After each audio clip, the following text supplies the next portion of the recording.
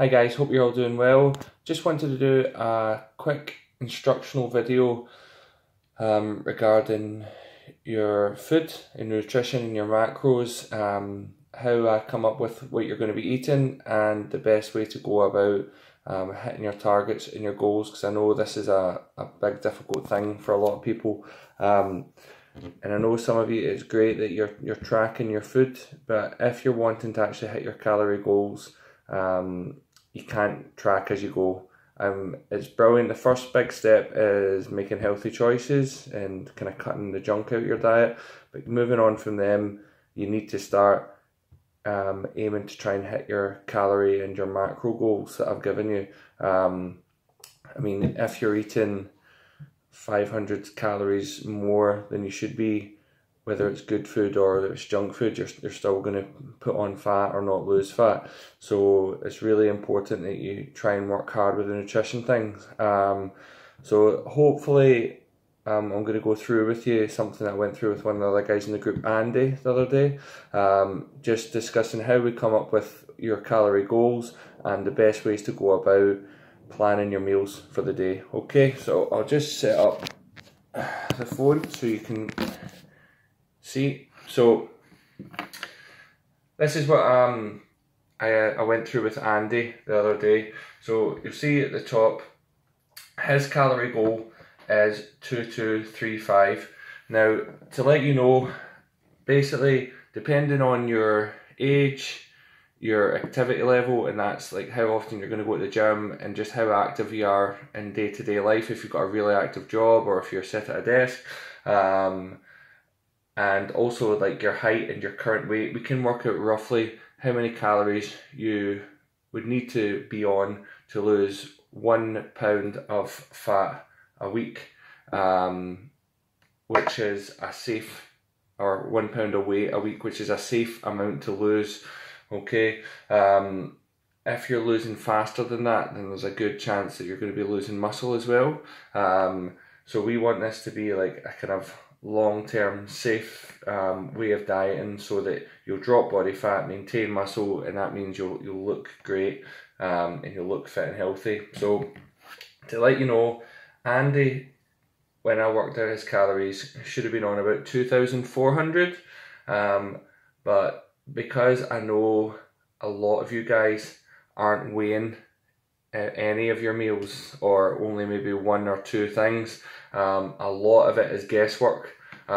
So generally, for most of you, your calorie goal that I'm giving you is just slightly lower than it actually could be, and that's because I'm giving you a margin of error. So if you're just guessing what your foods are, there's obviously no way we know if the calories are accurate. So I went slightly under with the thought that you could potentially be going over your calorie goal. Okay, when you're weighing every single meal, or being like recording every single meal pretty much bang on, you can then look to adjusting it. But that's kind of where we come up with our calorie goal from. So you'll see out of this, it's got it split up into 275 grams carbs. Now, to let you know, carbs get a really bad reputation. A lot of people think that carbs are linked to obviously putting on fat, but to be honest, it doesn't matter. If you're having 2,000 calories, 2,200 calories of purely protein or purely carbs, it doesn't really matter. If you're having too many calories, you're going to put on fat. Carbs are an essential macronutrient to have because we use them primarily for energy. A lot of people try and cut their carbs really low. The problem with that is if you cut your carbs really low, don't get me wrong, your calories will drop because you're dropping your carbs, but then you'll not have enough energy to kind of move about day to day. Your workouts in the gym won't be as good because you'll have no energy for them either. So the calories that you would save from dropping your carbs so low, you actually lose them because you're not being as active and not being able to train as hard. So you're kind of defeating the purpose. So what we want is to have a decent amount of carbs to give you energy. You also use them for recovery and to make sure that you guys are got enough energy for day-to-day life. You've all got jobs to go to, families to see and friends. You don't want to basically be like you get people on like competition, bodybuilding competition diets when they're absolutely dying and they don't want to do anything, don't want to socialise. This whole plan is supposed to be a long-term change. So we still want to give you enough carbs for that. Protein, he's got 160 grams.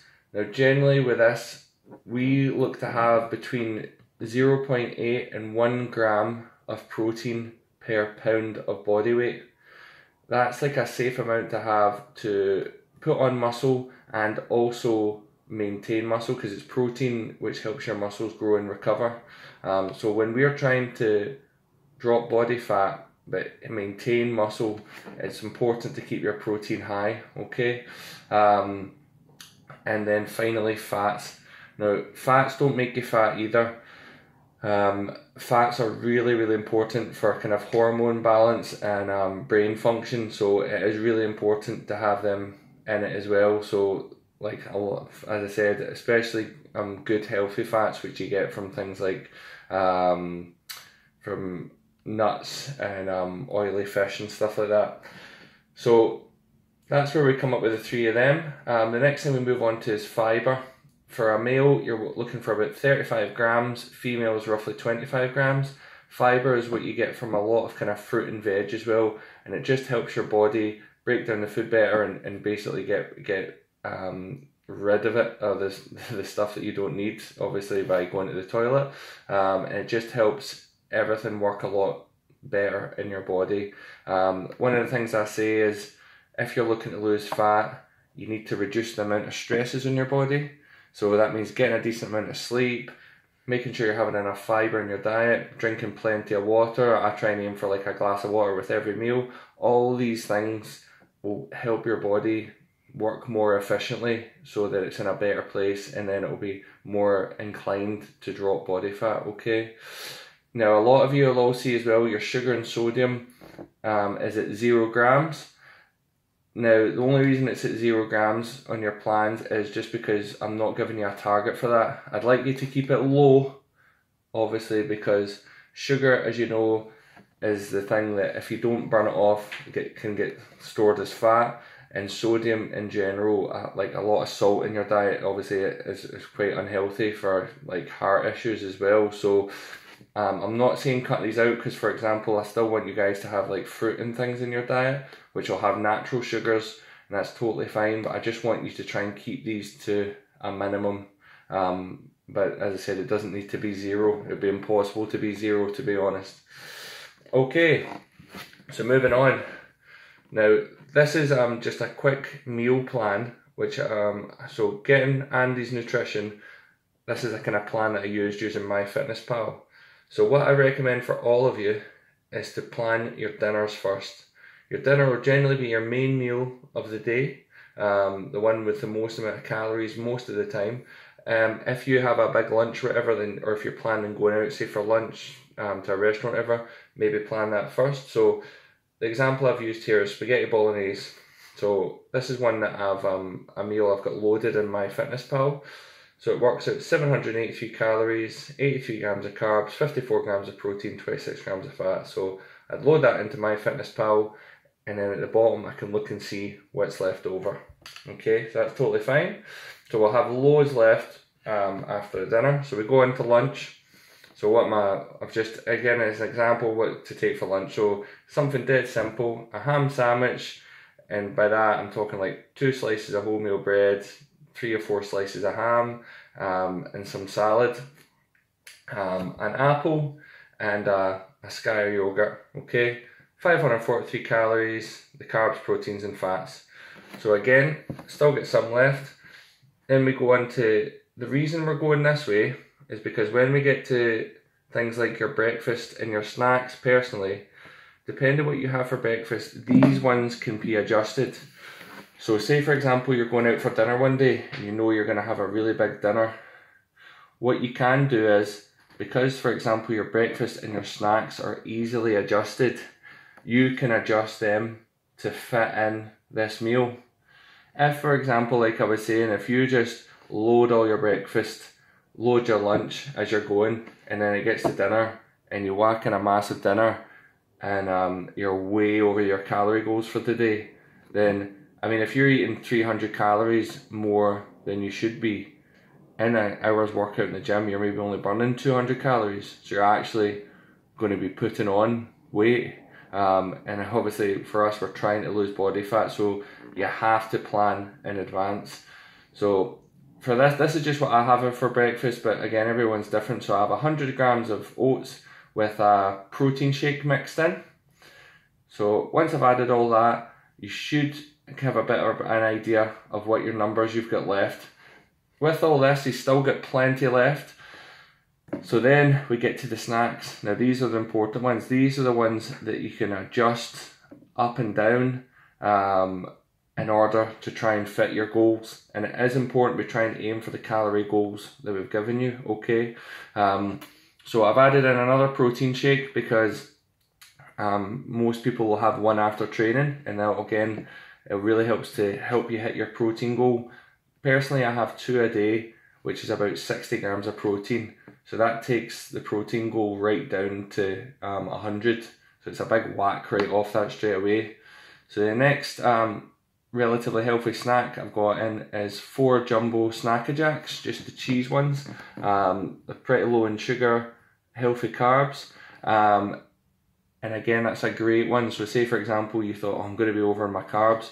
You can drop that down to 2 or 1. Or if you thought, I've got loads of carbs to spare, I can push that up to maybe 6 and split it into, you could have 3 in the morning for a snack, and then 3 later on in the day as a snack. And then for your fats, I've got almonds.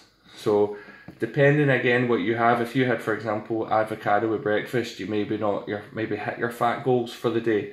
But for me personally, because I don't eat oily fish or avocado or anything, I add in some roasted almonds. And although you do have to count them, because the fats are things like almonds are really high in calories. But as I said, it is good fat, so you do need to watch how many you're eating those. So I put 15 almonds. So, and then that gives us the calories for the day. So once we added this, all that, as I said, and for me, that seems like a pretty normal meal. It's not like chicken, rice and broccoli. That gives us a total of 2196. So just slightly less than his actual calorie goal. So about 39 calories off or something, which isn't bad. So you could probably squeeze something else in if you really wanted. So 260 carbs, so it's just 15 grams under in carbs. Protein's 10 grams over, which is fine. And fats is just 2 grams under, which is pretty much bang on. To be honest, with that, I'd be really, really happy getting that off of any of you. That's pretty much bang on. You're never ever going to be exactly right with this. It's too difficult to completely juggle things. But if you're getting in the kind of ballpark like that, then that's superb.